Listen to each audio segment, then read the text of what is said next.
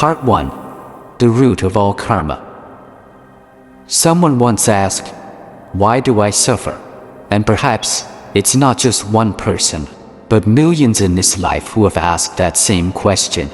Why are some people born lucky, wealthy, and peaceful, while others, no matter how hard they try, face one problem after another? If we observe closely, we will see life is not biased. Everything is a result, a fruit born from the seeds that we ourselves have sown. The Buddha taught that nothing in this life arises from nothing. No suffering comes without a cause, and no happiness is born without a reason. It all originates from karma, from our thoughts, words, and actions in the past. Whether a distant past or just yesterday, karma is not a frightening concept. It isn't punishment, but a natural reflection of the universe. Just as when you sow an orange seed, you cannot expect to harvest a mango. Sow seeds of kindness, and you will surely blossom with peace. Sow seeds of malice, and sooner or later you will reap suffering. It's that simple. But because our minds are complex, karma becomes complex along with them. The ancients had a saying, "The mind leads all things. The mind is chief. All is made by the mind." This means everything begins with a thought. A thought that arises in the mind, if nurtured, will lead to words. Repeated words will lead to actions. Repeated actions become a habit. A long-held habit forms a character, and that character is destiny itself. That is the closed loop of karmic force. If you want to change your destiny, you must start from the root, from the mind. A bright mind creates bright karma. A disturbed mind creates tangled karma. A peaceful mind dissolves karma. In other words, your destiny is not in anyone else's hands, but right within your every thought. Part 2. Karma is not fate, it's us. Many people often lament, "My suffering is due to my karma, my fate." And so they give up, accepting it as if their life has already been predetermined. But that is the biggest misunderstanding. Karma is not a final verdict, but a flow of energy. And since it is energy, it can be transformed. A person who constantly thinks negatively, speaks harsh words, and acts impulsively, the energy within them gradually darkens. When the energy is dark, life naturally feels heavy. Conversely, if they simply start to think kind thoughts, speak gentle words, and do small good deeds, that energy brightens. And when the light is full enough, the darkness, without being chased away, will naturally disappear. Transforming karma is not a distant affair. It begins with a small habit, repeated daily. A very ordinary act, but if done consistently, it can change the entire flow of energy in your life. For example, a person with a tired body, poor sleep, and weak digestion, it's not due to fate, but the karma of habit. Being sedentary, allowing qi and blood to stagnate, which then breeds illness. The more ill they become, the lazier they get. And that vicious cycle continues as karma. To change this karma, one only needs to change the habit. Start simply. Every evening after dinner, walk for 10 minutes. Before sleeping, listen to a soft healing music track, allowing the mind to calm down for a deep sleep. Just by persevering with this for 21 days, the body and mind will self-regulate, forming a new habit. Don't try to go too far in the first few days. Many people sign up for the gym, work out enthusiastically for an hour a day, and after a few days of soreness, they quit. They are not wrong in their goal, only in their method of sowing. A habit must be nurtured with gentleness, consistency, without force. Once it becomes a reflex, you no longer need to try. The unconscious will automatically lead you to do the right thing. Listening to healing music is the same. Just by playing it softly, the frequency of the sound waves is enough to stir every cell, soothing your mind. Because energy always has a frequency. When you live in a field of peaceful sound, the energy within you resonates accordingly. To transform any karma, simply plan a very simple action to take every day. So simple that you cannot make an excuse to procrastinate. One small step in the right direction is more powerful than 1,000 hasty steps that end halfway.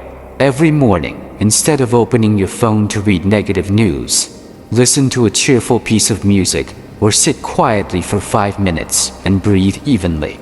Instead of complaining, practice gratitude. Instead of speaking harsh words, choose gentle ones. These small things are the seeds of good karma.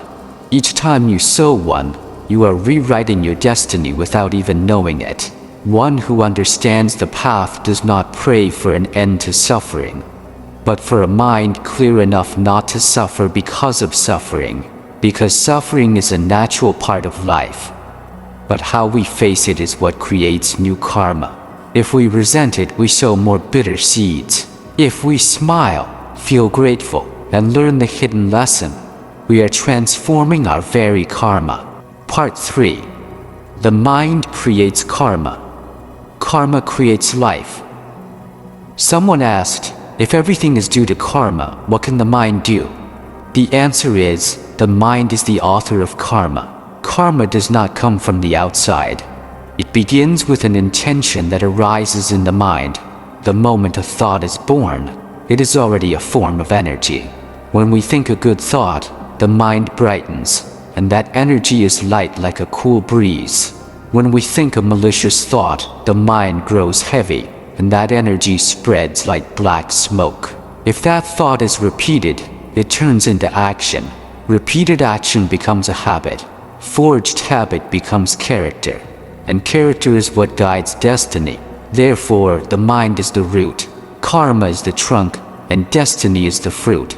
To change the fruit, don't rush to fix the trunk. Return to nurture the root. A person who always thinks they are unfortunate, always fearful, always doubtful, they create a layer of fog around their own mind. When the fog is thick, light cannot penetrate. Their life therefore becomes dark. But when that person begins to see differently, with just one thought of gratitude, one peaceful breath, the fog begins to dissipate. The light was never lost, only obscured. Just like a seed in the ground. With enough light and warmth, it will sprout on its own. The ancients said, the mind gives rise to all phenomena. This means that all external phenomena are reflections of our mind. As the mind is, so is life. If the mind is peaceful, even in a storm, one sees a clear sky. If the mind is chaotic, even in the middle of spring, one feels cold. In science, this is known as the observer effect. It states that the observer is never separate from the observed phenomenon. The way we look will affect the result we see. The Buddha taught this over 2,000 years ago. The world changes as the mind changes. When the mind changes, the reality changes with it. If you wake up with gratitude, your whole day will be filled with light. If you wake up with resentment, the whole world will feel heavy. It's not the world that has changed, but the energy within you. That is how the mind creates karma, and karma creates life. A person once carried a resentful heart, complaining all day, cursing, blaming life for being unfair. Then one day, after a major event, they suddenly stopped. Instead of blaming, they chose to forgive. Instead of being bitter, they chose silence. From then on, everything around them began to soften. People around them behaved differently. Work became smoother. Their body became healthier. It was not a miracle. It was because their mind had changed. So their karma naturally transformed. Like the surface of a lake. When the water is muddy, you cannot see the bottom. When the water settles and becomes clear, everything is reflected distinctly. The mind is the same. When it is still, wisdom shines. When it shines, we see the path clearly. Therefore, to change your fortune, do not run around looking outside. Turn inward. Observe every thought that is sprouting. Because every thought that arises is a seed being planted in the soil of the unconscious. Whichever seed is watered, that seed will grow. If you water the seed of anger, you will reap suffering. If you water the seed of love, you will reap peace. The universe does not reward or punish anyone. It simply responds to the exact frequency you emit. What you sow, you shall reap. Not because someone is punishing you, but because that is the law of energy, the law of resonance. When the mind is good, all good things begin to find their way to you. When the mind is malicious, all troubles are drawn to you. It is not due to gods, not due to destiny, but due to the vibrational frequency of our own mind. So do not ask why your life is full of adversity. Ask, what seeds are you nurturing in your mind? If today you choose to sow seeds of peace, then tomorrow your life will naturally blossom. Have you ever realized how much of your suffering actually began with just a single small thought? Part 4. Habit and energy. The bridge between mind and karma. The mind is the root. Karma is the fruit. But between these two ends, there is an invisible bridge, and that is habit.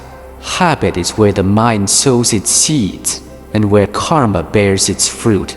When a thought arises, if we act on it once, it has not yet become karma. But if we repeat it day after day, that thought solidifies into a habit.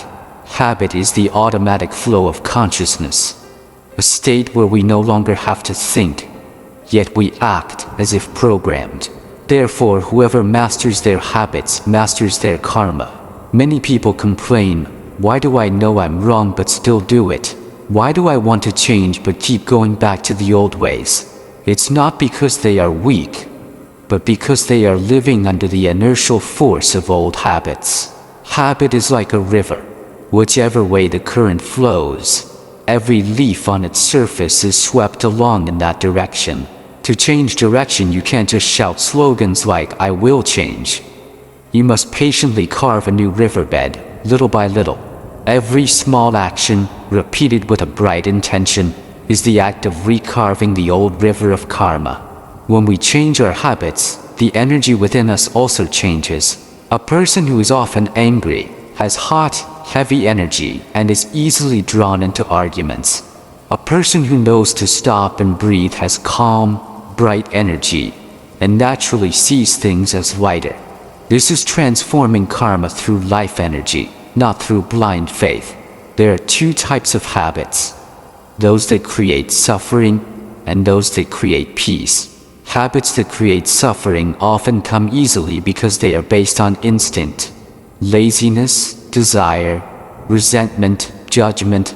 Habits that create peace need to be cultivated because they go against instinct. But once formed, they become stronger than instinct itself. A person who, upon waking, first opens their phone to read negative news has already colored their mind with anxiety from the start of the day. But if they replace that with listening to a gentle piece of music, or just sitting quietly for 3 minutes to breathe, their mind will be different. When the mind changes, the energy of the day also changes. That is how one small thing done correctly can change an entire destiny. Many people think changing your life is a monumental task. In reality, it begins with one small habit, maintained with consistency. No need for hours of meditation. Just sit quietly for 3 minutes each morning, observing your breath. No need for strenuous exercise. Just a gentle 10-minute walk each evening. No need to read hundreds of pages of scriptures. Just remind yourself of one kind thought each day.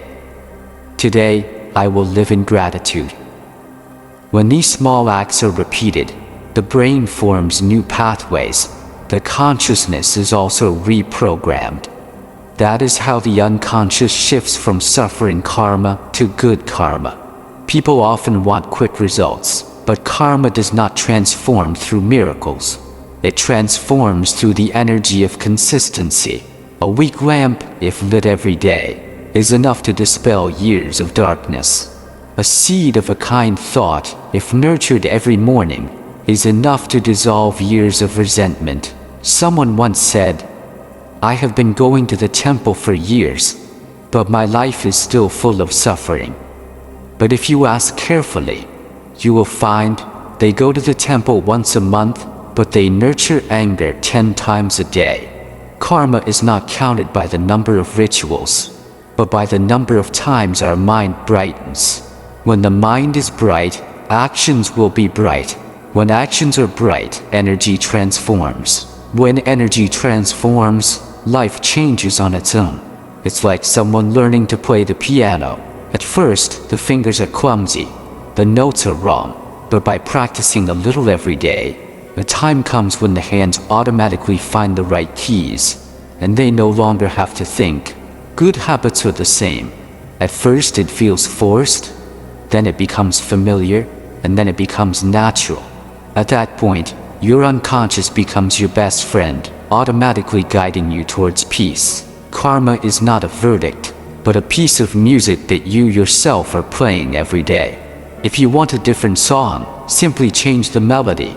A new habit, a new energy. You don't need to destroy the old piece. Just add a few bright notes, and the harmony of the whole piece will change. That is the secret of transforming karma through positive, repeated action. If every habit carries its own energetic frequency, then how do we choose the right frequency to attract peace and good fortune? Part 5. The frequency of karma. Why like attracts like. In this universe, nothing is static. Everything is vibrating, from the smallest speck of dust to the largest star. Humans are the same. Every thought, every word, every action carries its own vibrational frequency. When we are happy, the mind opens, the energy radiates, and the frequency is high and light. When we are angry, sad, or envious, the energy contracts, and the frequency is low and heavy. Just like a radio, each channel can only tune into a specific frequency. If our mind is on the frequency of anger, we can only tune into things that make us angrier. If we are on the frequency of gratitude, we encounter things that bring us more peace. Someone might say, "Why do I keep meeting people who hurt me?" The answer lies in their own energy. A person who often thinks negatively unconsciously emits a negative energy field. That energy field in turn attracts people and situations of the same frequency. This is not a karmic punishment, but simply the natural resonance of energy. It's like when you throw a pebble into a lake, the water's surface ripples. If you throw a light pebble, the ripples are small. If you throw it hard, the ripples are large. But whether the ripples are big or small, they eventually spread out and return to their point of origin. Karma is the same. Whatever you sow, that energy spreads out and then returns. There is no one to reward, no one to punish. There is only the law of vibration, operating silently and fairly. A person who complains and pities themselves all day will emit a frequency of lack. Therefore, even if they pray for wealth and peace, they still attract things that make them feel lacking. Conversely, a person who is grateful for small things, a delicious meal, a sunny morning, an ordinary smile, their frequency is one of abundance, and that very frequency attracts even more things that make them feel more abundant. It's no coincidence that people with kind hearts often encounter good things. When the heart is kind, the energy is bright, and the frequency is high. A high frequency only resonates with other bright energy fields. Therefore, they are more likely to meet kind people, get good opportunities, and overcome difficulties easily. Not because of luck, but because they are on the same frequency. It's like two guitars placed near each other. If one is strummed, the strings of the other will also vibrate at the same note, even if no one touches it. This is called resonance. In life, when we maintain a peaceful mind, our energy can also calm others, even without a single word. Conversely, if we carry anger, even a gentle person nearby will feel heavy, because energy is real, and it spreads more powerfully than words. Habit is how we nurture our frequency every day. A person with a habit of complaining lives in a low frequency. A person with a habit of gratitude lives in a high frequency. Every day, when we choose an action, a thought, we are retuning our own energetic frequency. That is why a practitioner doesn't pray for miracles. They only pray for a peaceful mind. Because when the mind is peaceful, the frequency returns to its natural state, bright, expansive, and light. Someone might ask, I want to transform my karma quickly. What should I do? There is no need to search for some profound method. Just maintain a bright frequency consistently every day. That frequency is nurtured by habits. Speak kind words. Do good deeds. Think good thoughts. Be grateful, even for a single breath. These small things are like drops of water on a hard rock. At first they seem insignificant, but over time, even the rock will wear away. Karma is the same. There's no need for harsh words like destroying karma or paying off karma. Just gently shift the energy through each small choice. An ancient sage once said, when the mind is pure, the world is pure. When the world is pure, karma is pure. When the mind brightens, the world changes. Because the world is just a mirror reflecting the mind. Many people search for a way to change their fortune, not knowing that fortune is the very frequency they are living in. To change your fortune, you must change your energetic habits. To change your energy, you must change the way you think, feel, and live. And it all begins with the very first thought of the day. Try starting each morning with one sentence. Today, I choose the energy of peace. No need to wish for anything more. If you can just maintain that energy throughout the day, you will have sown a very large seed of good karma. The frequency of karma is not far away. It lies in your every choice. Choosing love over resentment, choosing gratitude over complaint, choosing light over darkness. And when you understand this principle of resonance, you will see that transforming karma doesn't require prayer. It just requires living at the frequency of what you wish to become. If everything is energy, is there a practical way to maintain a bright frequency, even when life is full of turmoil? That is the path of mindful action, where every small act is a living meditation. Part 6. Mindful Action, the path to transforming karma in daily life. Transforming karma is not a distant affair, nor is it the work of ascetic masters hiding in deep mountains. It happens right in the midst of daily life. In the way we eat, we speak, we think, we walk, we breathe. Mindfulness is simply being in this moment without judgment. Every time our mind is fully present in an action, no matter how small, the energy immediately changes. From scattered it becomes focused. From heavy it becomes bright and light. That is the moment the stream of karma begins to change direction. You don't need to fight against karma, you just need to stop feeding it. When the mind is still, old karma naturally dissolves. When the mind is bright, new, good karma naturally forms. It's that simple. Suppose you are washing dishes. If you wash them while feeling annoyed, that mind sows seeds of anxiety.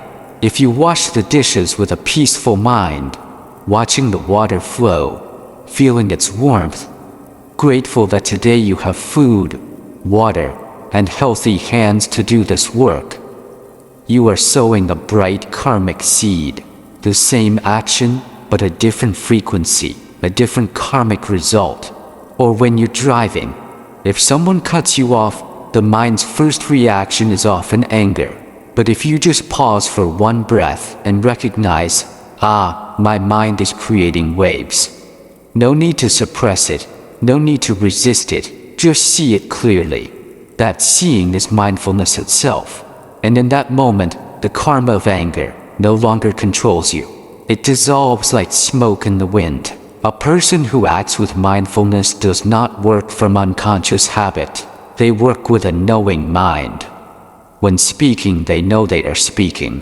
When thinking, they know they are thinking. When angry, they know they are angry. When loving, they know they are loving. It is this very awareness that is the true light that resolves karma. Because karma does not lie in the action, but in the state of mind during the action. A word can be a knife, or it can be medicine. A look can be a condemnation, or it can be forgiveness. A thought can cause the mind to close, or it can cause it to open. All is determined by the energy of awareness. Mindfulness doesn't require sitting in meditation for hours or chanting pages of sutras. It is a returning, continuously, in every breath. In the morning, while brushing your teeth, you can silently thank this body for serving you through the night. When eating, feel the flavors. Chew slowly, knowing that this food comes from the earth, water, and sunlight. While working, notice if your mind is tense or calm. Just by doing that, you are living in meditation without needing to sit on any cushion. Mindfulness is the root of all transformation. Because without mindfulness, we are easily controlled by old karma. But with mindfulness, we have the power to choose a new response. From there, new karma is rewritten in a brighter direction. Imagine setting an intention for yourself each morning.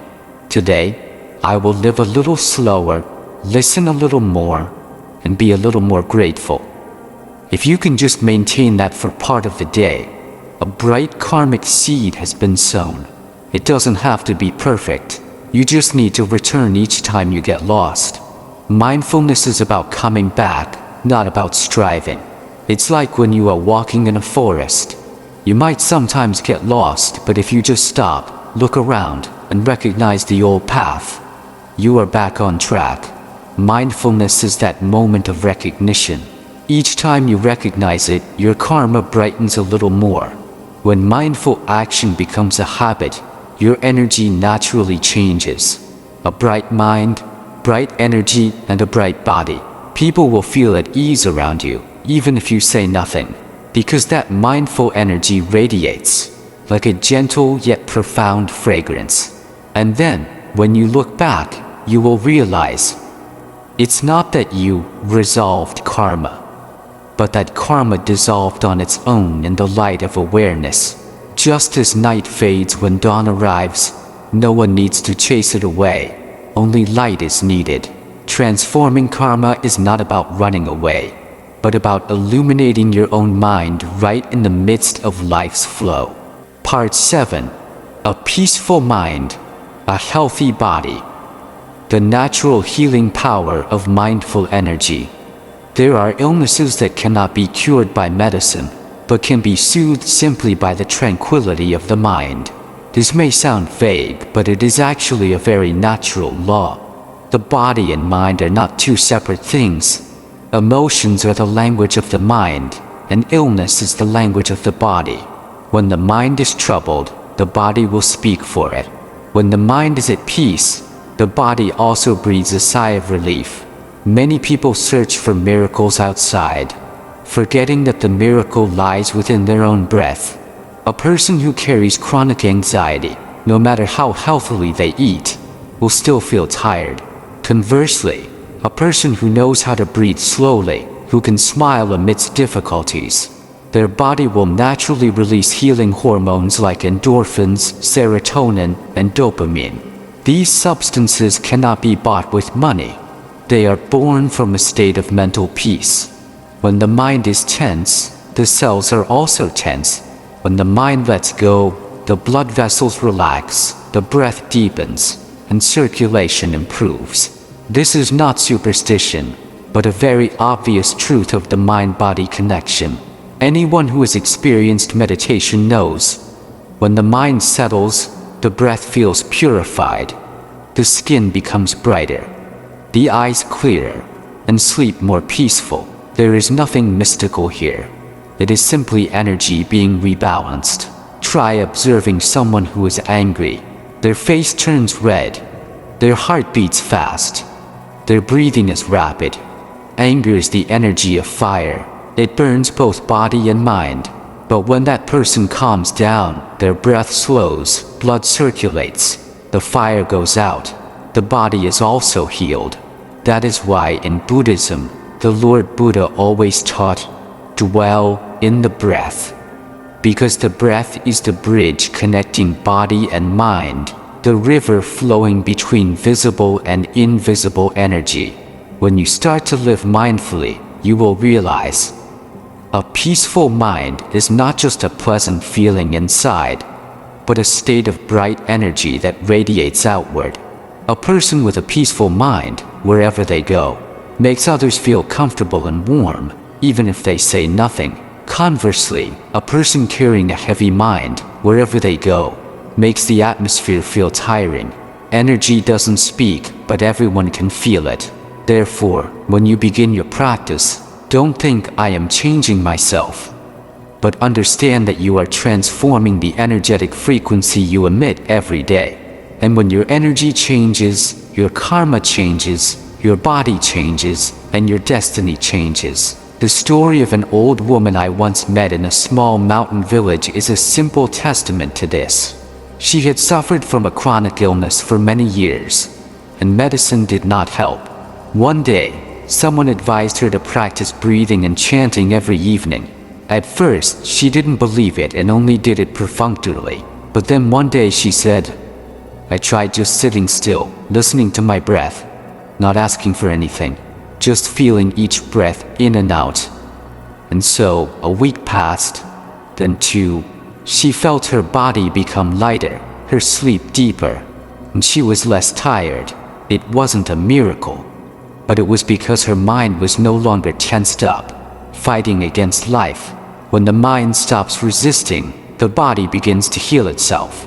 Just like a stream of water, when it stops rushing, it becomes clear. When the mind stops resisting, the energy becomes bright. We all carry this healing ability within us. No one else can do it for us, because the source of healing is not outside. It lies in our own awareness of ourselves. When you sit quietly, looking deeply into an emotion, without chasing it away, without judging it, just silently observing, you are healing. When you accept that you are weak, tired, or wrong, and you breathe with it, you are healing. Healing is not about making things different, but about bringing the light of awareness to places that were previously forgotten. And strangely, when you bring that light in, the darkness dissolves on its own. No need to fight, no need to beg. Like sunlight, it only needs to shine, and the ice will melt on its own. A person with a peaceful mind is a person who is transmitting healing energy to the world. Because when you are at peace, others find it easier to be at peace. When you smile, that smile spreads like a gentle breeze, touching other tired souls. We think that only actions create an impact, but in truth, the energy of the mind is what spreads most powerfully. If each person knew how to hold a moment of peace for themselves each day, there would be so much less suffering in this world. One peaceful breath, one less drop of resentment, one word of thanks, one less arrow of anger, one gentle smile, one less dark cloud. When you understand this, you will no longer see meditation or mindfulness or creating karma as something distant. You will see that every moment we live with a peaceful mind is the moment we are performing the deepest good deed. There is no way to peace. Peace is the way. Thich Nhat Hanh, Part 8. Peace in the Storm. The art of keeping a bright mind in all circumstances. There are storms that do not come from the sky, but from the human heart. A careless word, a betrayal, a loss, an illness, all can make us feel as if we are drowning. A person who doesn't understand the path will resist, struggle, and the more they struggle, the deeper they sink into suffering. A person who understands the path does not run from the storm, but stands still in its center, to see that the wind can only blow fiercely when we are still afraid. A peaceful mind does not mean a life without storms. A peaceful mind means that amidst the storms, you still know that you are the deep ocean beneath, where the wind cannot reach. The surface of the water may be turbulent, but the ocean floor remains still. A practitioner, a mindful person is the same. The outside may be in turmoil, but the inside remains stable. When you encounter suffering, do not rush to say, I suffer because of my karma. Look again and see, what is the karma here? It is our old habit of reacting. A person who is insulted immediately flies into a rage. That is karma. Another person, in the same situation, just breathes slowly, observing their emotions. That is a person transforming karma. The same event but different ways of facing it, so the results are also different. It's like rain falling. In some places it soaks into the earth and nourishes plants. In others, it forms a muddy puddle. It's not that the rain is different, but that the ground is different. Karma is the same. The circumstances may not change, but if our mind changes, the result also differs. A person who learns to pause in the midst of a storm, not following their anger, not blaming, not resenting, that person is transforming karma in that very moment. No need to go to a temple, no need for grand ceremonies, no need for complex rituals. Just breathing and looking within is a deep form of meditation. My teacher once said something very beautiful. Meditation is not sitting still and doing nothing. Meditation is, amidst everything that is happening, to still see clearly and not be swept away. There are times you will feel that life is a storm that never ends, one thing after another. But if you pay attention, no storm blows forever. Every storm has an eye, a place where the wind stops and the sky is calm. The eye of the storm is the image of the still mind within us. When we are still enough, no matter how much chaos is outside, inside remains a silent, clear space. From that space, wisdom is born. When wisdom is present, reaction becomes conscious action. Anger transforms into understanding. Resentment transforms into compassion. Suffering transforms into a lesson. Everything that once brought us down now becomes a stepping stone that lifts us up. That is the secret of one who understands karma. They don't flee from karma, they learn with it. They don't fear karma, they use it to grow. That is why it is said, karma is not the enemy, karma is the teacher. Just as fire can burn, it can also forge gold. The difference lies in whether we run from the fire or use the fire to temper ourselves. A person who understands the laws of impermanence and karma lives more slowly, more deeply, no longer rushing to compete. They know that everything that comes is here to teach us something. Everyone we meet is a mirror reflecting our own mind. The person who angers us comes to teach us calmness. The person who saddens us comes to teach us love. The person who hurts us comes to teach us to let go. If we look with the eyes of wisdom, we will see that everyone is a good spiritual friend. Someone who helps us practice, whether in a pleasant or painful way. That is when we truly begin to find peace in the storm. A person who reaches this level is not cold or unfeeling, but they understand deeply. Nothing is truly ours, and nothing is truly against us. Everything is just passing through, like clouds in the sky. Our job is simply to remain the sky, not clinging to the white clouds, not chasing away the dark ones. A person who can live like this finds their karma naturally transforms, their mind naturally brightens, and their life naturally finds peace. And then, once we know how to stand firm amidst the storms, what happens naturally is that we begin to spread that peaceful energy to others, transforming not only our own karma, but the karma of others as well. Part 9. When one person is calm, the whole space settles. The art of spreading transformative energy. Have you ever walked into a room and felt a heavy atmosphere, even though no one was speaking? Or have you ever simply sat next to someone and felt at ease and peaceful without understanding why? That is not a vague feeling, that is energy. A person's energy does not just exist within their body. It radiates out into the surroundings like a magnetic field. Modern science today calls this the biofield. In Buddhism, Taoism, and even ancient yoga. It is called ki, aura, or conscious energy. The names may differ, but the essence is the same. As the mind is, so is the energy. A person who is anxious, fearful, or angry, the energy field they emit is chaotic, dark, and fragmented. Those who come into contact with them also feel heavy, tired, or easily irritated. Conversely, a person who maintains a peaceful mind, slow breath, gentle voice, and kind eyes, their energy spreads out to soothe other troubled minds. That is why transforming karma is not just a personal matter, but also a gift to the world around us. When we change our energy, the surrounding energy field also changes, and others will gradually change in a very natural way, without any need for advice or force.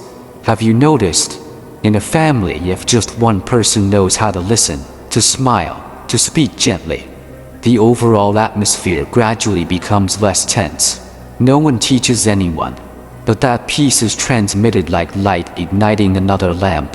One who understands the path does not try to change others. They brighten themselves first, then let that light spread naturally, like the fragrance of a lotus flower. No need to advertise, no need to promote. It simply needs to radiate, and anyone passing by will perceive it.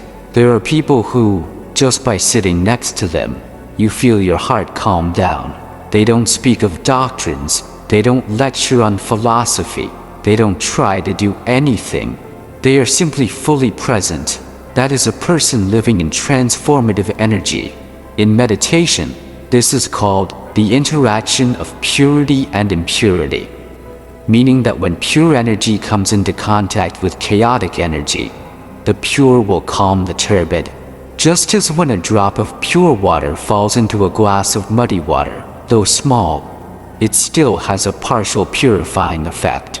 If every person made their own energy a little brighter, this society would be very different without any grand slogans. Because good energy is more contagious than any virus. A peaceful smile, an understanding gaze, a small act of kindness, all can dissolve the negative karma around us. That is why in Buddhism and other spiritual traditions, it is taught to help others, first help yourself. Because a person who is not yet bright, their words, however beautiful, will not convince anyone. A person who is already bright, even their silence is enough to inspire. If you want to transform karma for yourself, start by keeping your energy light and bright. If you want to transform karma for your family, don't try to preach. Don't force others to change. Become the field of peaceful energy in that home. Gradually, you will find that not only do others become more pleasant, but you yourself become deeper, softer, and more lucid than ever before. My teacher once said, when one person is truly at peace, everyone around them also begins to change, even if they don't know why. And that is the gentlest way to transform karma, through the quiet presence of your own being. No sermons, no forceful efforts, no rituals needed, just living in stillness, and letting that stillness speak for you. At that point, we are no longer fighting karma, but transforming karma. No longer clearing karma, but moving through karma with the light of awareness. A person who reaches this level doesn't need to prove their enlightenment, because they themselves have become the path in every breath, every step, every gaze.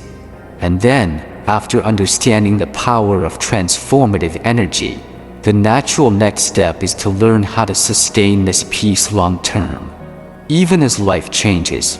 Part 10.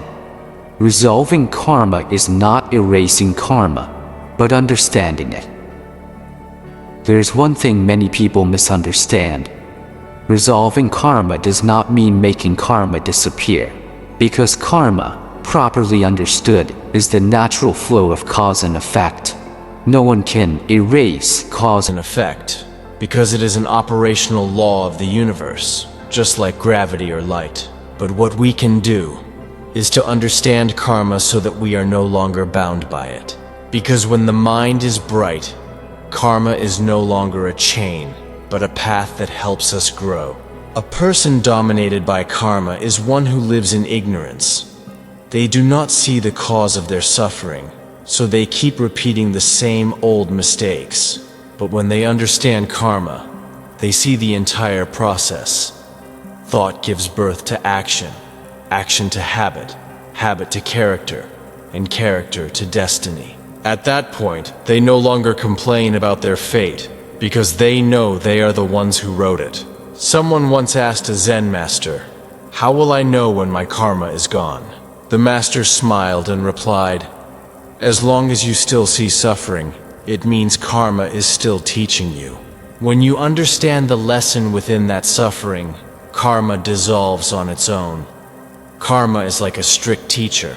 When we have learned the lesson, the teacher no longer needs to appear. But if we keep skipping class, the teacher is forced to come back and teach again, through new circumstances, new people, new events, until we finally learn. Therefore, resolving karma is not about begging someone to erase it, but about opening our wisdom to understand the lesson hidden within it. When we understand, karma can no longer bind us. Just as when we understand fire, we no longer fear it, but know how to use it for warmth and to cook our food. All the suffering we have ever experienced, if illuminated by wisdom, becomes a priceless spiritual asset. It is what makes us softer, deeper, and more compassionate towards others. And that is why some people become kinder the more they suffer, while others suffer endlessly without awakening. The only difference is one word: understanding. To understand karma is to see its operation in every moment of life. When anger arises, we see the karma of aversion rising. When greed arises, we see the karma of craving leading the way. When fear arises, we see the karma of delusion clouding the mind. And when we see it, karma loses its power to control. This very clear seeing is called mindfulness. Without mindfulness, we live like sleepwalkers, reacting, getting angry, worrying, and then suffering. With mindfulness, we become awake, observing, recognizing, letting go, and then finding peace. Modern neuroscience has also shown that when a person can observe their own emotions, the reactive part of the brain, the amygdala, begins to calm down, and the cognitive part, the prefrontal cortex, becomes more active. This means that just by knowing you are angry, the anger has already been reduced by half. That is the scientific evidence for mindfulness. When we understand karma, we no longer try to escape karma, because escaping is futile. Wherever we go, we still bring our mind with us. And wherever that mind is, karma will reappear. Therefore, one who understands the path does not pray for an end to karma. They pray for the clarity to walk through karma with peace. Because karma in itself is not bad. Only when the mind is deluded does it see karma as a burden. When the mind is awake, karma becomes a lesson. Resolving karma is living in alignment with the flow of mindful energy. When we understand karma, we don't need to resist, force ourselves, or be afraid. We just need to be aware, to act rightly, speak rightly, think rightly. Little by little, that flow of energy will change direction. From heavy to light, from tangled to peaceful, from dark to bright. And one day we will realize karma is no longer outside of us. It is just a part of us. The part that was once ignorant, now understood and embraced by the light of awareness. Like the full moon reflected on the surface of a lake. When the water is still, the moon's reflection is clear. When the water is agitated, the reflection shatters. The moon is still there. Only the state of our mind has changed.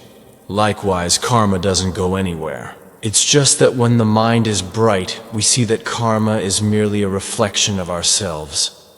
And from there, we smile, without resentment, without fear, without running away. We just gently live each moment fully, sowing good seeds, nurturing a bright mind, and trusting in the perfect process of the universe. Because in that process, there are no mistakes. There are only lessons we need to experience to return to the luminous essence that we already are. At that point, life is no longer about repayment, but about learning and growing. No longer about destiny, but about a journey of freedom.